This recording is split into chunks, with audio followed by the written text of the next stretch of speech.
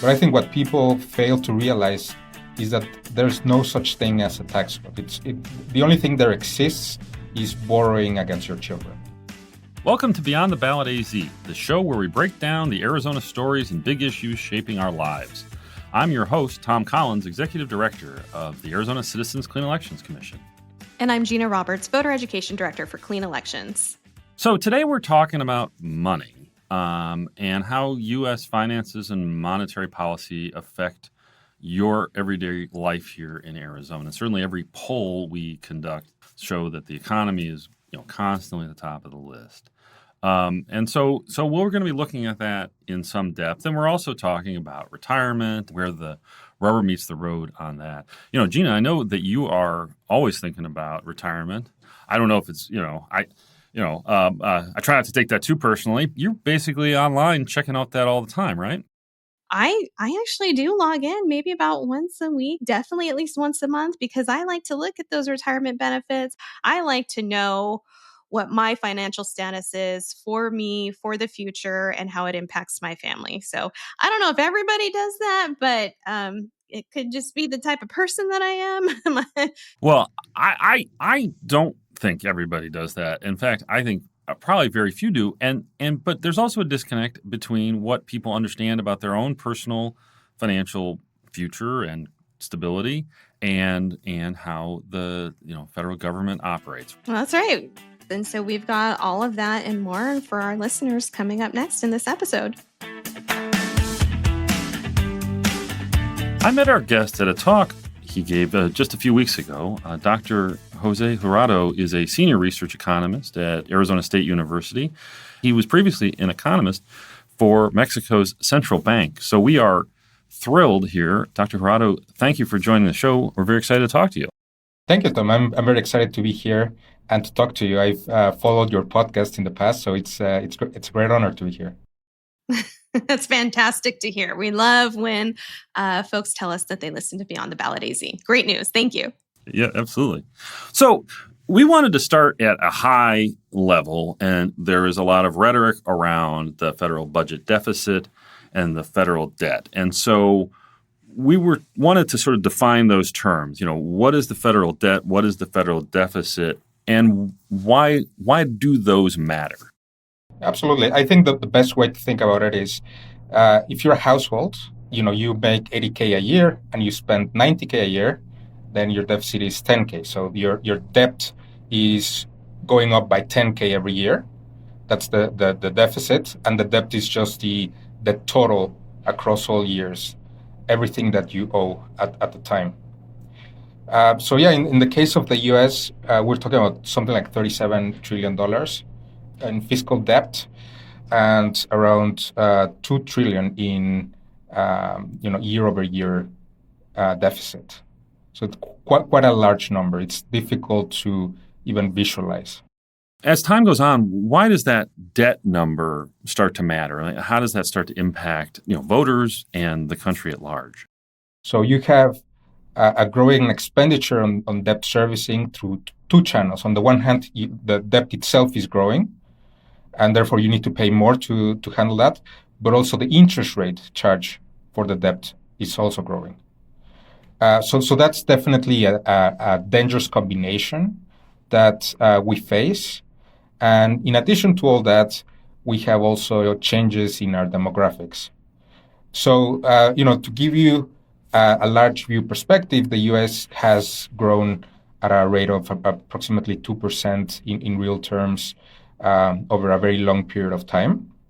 And that growth helps us to maintain a manageable debt to GDP ratio, which is sort of like a proxy of the ability of the federal government to handle its debt burden.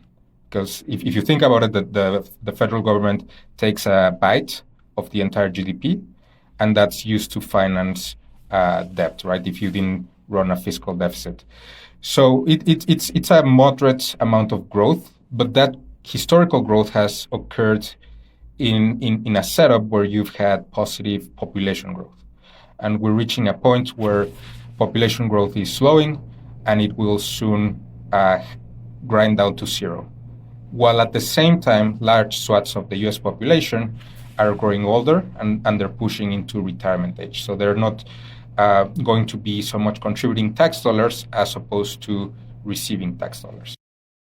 There's still a, I think, misunderstanding about what Social Security is and A, how it's financed, and then B, how the benefits from Social Security interact with the setting of the sort of year-to-year federal budget. So the idea behind Social Security is that it's financed through its own separate taxation, which are payroll taxes. Now, the big issue with Social Security is that it's running on a deficit. So every year, Social Security pays more than what it receives. And the types of programs like Social Security and these types of entitlement programs work best when you have a healthy population pyramid, where you have a growing population and you have a bunch of younger people joining the labor market every year who are paying the Social Security of folks who are already retired. And as our population pyramid shifts and has a greater presence among older cohorts, then the base of taxpayers who are financing the whole thing is decreasing. So that's something that we often hear about from, in particular, younger people. Will Social Security be there when I need it? How much would a person need to save to compensate for not having Social Security benefits? So private savings, is that something our young adults need to be thinking about?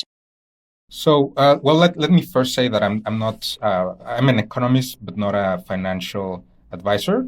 But I can tell you what I personally do. So, just to give you some context, I'm 36 years old. So my experience is going to be more informative to younger folks. I'm personally not counting on receiving Social Security. So I make all my plans around the idea that I'm not going to receive Social Security, and if I receive that, it's going to be a pleasant surprise. So that's the baseline that I'm taking. Now, I think my vision of our fiscal outlook can be best summarized by what I do personally when it comes to my and my wife's retirement plan, and that is we're saving aggressively in Roth IRAs, 401ks, every vehicle that we have access to, health savings account, we have access to that as well. So we're saving aggressively in those types of accounts, and we're also making a lot of Roth conversions because despite what most people believe in the sense that our tax rates are high, they're actually quite low by historical standards. And given the fiscal outlook that we've discussed here and the aging of our population, I think it's safe to say that tax rates are going to be much higher in the future. I think one of the other things, and this, take this for what it's worth, and you can answer this or not, I guess. A lot of the things that voters hear around the issues we're talking about don't necessarily break things down the way you have, right? I mean, how does that strike you when you sort of are listening to anyone who's running for Congress or Senate or anything talk about those kinds of issues? A lot of people think of fiscal deficit and debt in terms of a moral dimension.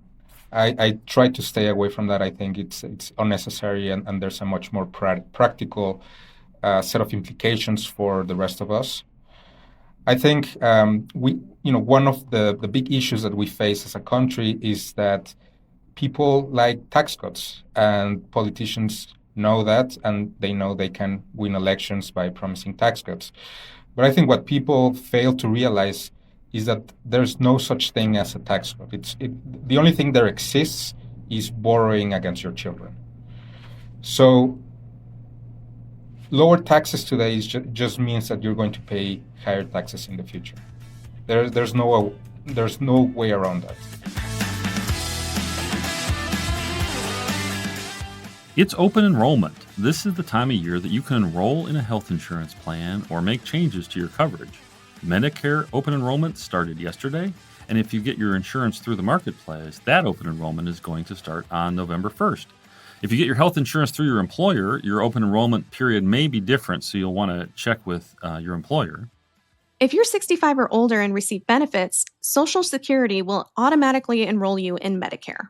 It's also good to know that you can check your Social Security statement at any time through your My Social Security account at socialsecurityadministration.gov. That account estimates your future benefits and reports your current earnings history. We have that linked in our show notes. We also talked about how federal dollars are built into the Arizona budget with the Honorable Ken Bennett, so we'll link to that show too. Thanks for listening. I'm Tom Collins. And I'm Gina Roberts.